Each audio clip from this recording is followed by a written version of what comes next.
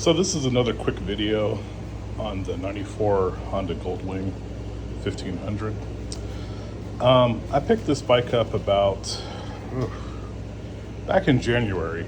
The previous owner I bought it from, he couldn't get it running, and I think it had been sitting for a couple of years. He did put a new fuel pump in the, as you can see, it's fairly new fuel pump. And when I bought it, like I said, I couldn't get it running either. Some people said, well, get a new battery, charge the battery up.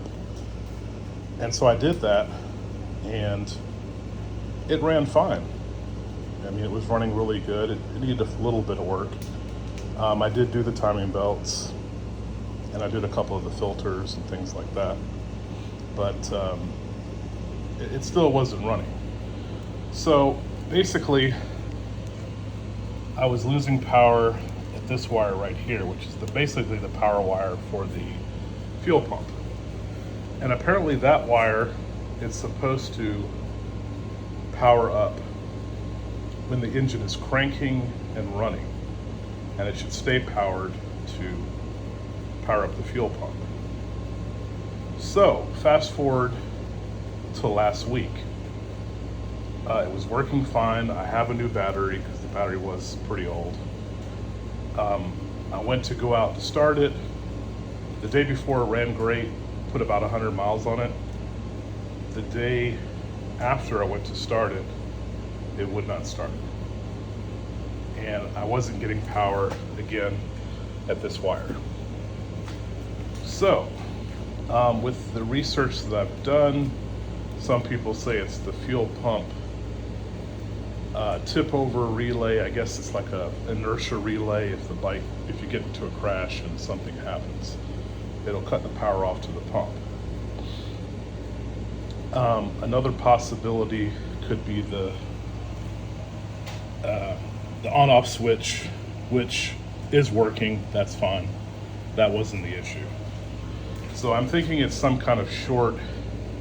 Oh yes, the ECM. The ECM could have an intermittent short, which I'm thinking that's the issue. I think it's something with the ECM, that part of the ECM. Since Honda doesn't make either part anymore, I could get a used one, but still could run into the same issue.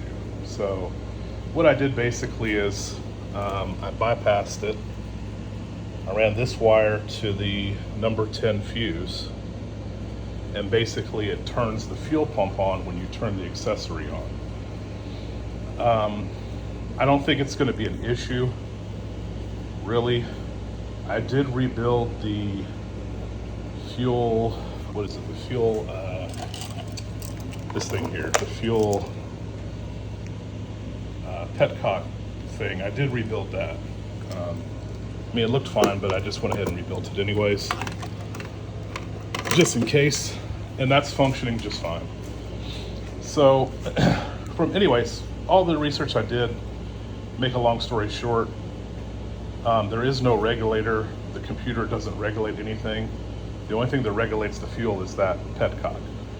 Now, if this would have been a fuel injected model, I probably couldn't bypass it like that, because the ECM basically controls the fuel flow to the injectors. But luckily this is an old, 95 Goldwing, and it's still carbureted.